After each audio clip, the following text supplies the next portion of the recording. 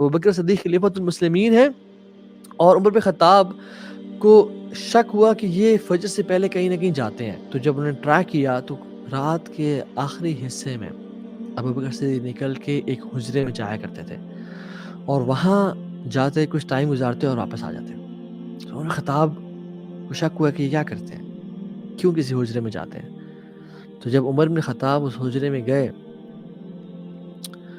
تو دیکھتے ہیں کہ ابوبکر صدیق جو خلیفۃ المسلمین ہے، یہ وہ بندہ ہے جو کہ یعنی پرائم منسٹر تو کیا ہوگا، خلیفۃ المسلمین، ان کی رسپانسبلٹیز، ان کا احسن کردار، ان کے ڈیڈیکیشن لوگوں کی خدمت کی طرف کیسی ہوگی، ان کی اپنی عبادات، قرآن کو ٹائم دینا، یعنی کتنے بزی انسان ہو.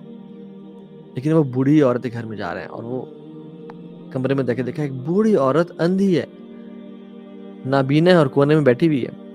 تو نے کہا پوچھ سکتا ہوں کہ یہ جو شخص آتا ہے آپ کے کمرے میں، آپ کے گھر میں، یہ کس لیے آتا ہے؟ تو نے کہا کہ مجھے نہیں معلوم، کافی سالوں سے شخص آ رہا ہے، میرے گھر آتا ہے، میرے گھر میں جھاڑو لگا کے جاتا ہے، کھانا پکا کے جاتا ہے، میرے برتن دھو کے جاتا ہے، میرے سارے کام شام، میری نیڈس کی کفالت کر کے جاتا ہے. تو عمر بن خطاب جب یہ سارا کچھ جاننے کے بعد اپنے آپ کو کہتے ہیں بخن بخن یا عمر، کہ عمر افسوس ہو تم پہ. ابوبکر صدیق کے بارے میں کہتے ہیں لقد اتعبت من بعدک، Abu Bakr, you are leaving with a very high standard for the people coming next to you. رسول اللہ صلی اللہ علیہ وسلم نے فرمایا کہ the most beloved people to Allah subhanahu wa ta'ala are those who are the most beneficial to people. انسانوں میں سے سب سے بہترین انسان وہ ہیں جو لوگوں کو نفع پہنچاتے ہیں. And the most beloved deeds to Allah subhanahu wa ta'ala is to make a Muslim happy. سب سے بہترین عمل کون سا ہے؟ کسی مسلمان کو خوش کرنا، اس کے دل میں خوشی کو ڈالنا.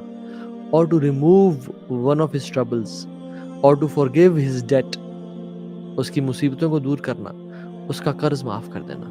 Or to feed his hunger, یا اس کی بھوک کو مٹا دینا. اور جو اپنے بھائی کی مدد کے لیے نکلے گا اور کام اس کا کروا لے گا until he secures it for him، یعنی اس کا کام کر لے وہ، تو پھر اللہ تعالیٰ کیا کریں گے اس بندے کے ساتھ؟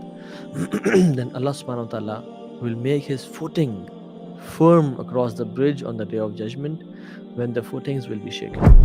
اللہ سبحانہ وتعالیٰ اسے قدموں کو جما دیں گے قیامت کے دن، جس دن لوگوں کے قدم لڑکھڑا رہے ہوں. وہ شخص جو اپنے بھائی کے لیے کام کروانے جا رہا ہوتا ہے، ہم اس عمل کو اتنا بڑا عمل نہیں دیکھتے. سبحان اللہ، ہماری دین کے حوالے سے پرائرٹیز، اور یعنی نو ڈاؤٹ عبادات، اعتکاف، اس کی بہت امپورٹنس ہے اور وہ اپنے ٹائم پہ کرنا چاہیے، لیکن ہم اس کو کیوں کمزور سمجھتے ہیں کسی مسلمان بھائی کی مدد کو؟ رسول اللہ صلی اللہ علیہ وسلم صحابہ کے دل میں اور ہم سب کے دل میں ایک برننگ ڈیزائر کو پیدا کرنا چاہ رہے ہیں ٹو ہیلپ ادرس، اور یہ ہمیں بتانا چاہ رہے ہیں کہ you should be knocking the doors of others, not for asking for help, rather to help others، کہ آپ بتائیں، آپ کو کوئی مدد چاہیے تو بتائیں، میں آپ کی خدمت کروں گا، میں آپ کی مدد کروں گا. یاد رکھیں، آپ لوگوں کی مدد کریں گے تو اللہ آپ کی مدد میں لگ جائے گا. اللہ will help you in your life if you will help people.